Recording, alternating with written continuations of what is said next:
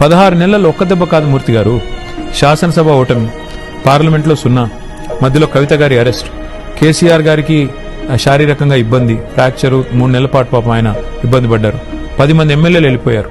ఇన్ని జరిగితే కూడా ఇవాళ మా కార్యకర్తల్లో ఒక తొణికిసలాడుతున్న ఆత్మవిశ్వాసం, తిరిగి పక్కా కొడతాం, అధికారంలోకి వస్తాం 2028లో అనే మాట ఎట్లా వచ్చిందండి? ఎందుకంటే ప్రజా పోరాటంలోనే ఉంది.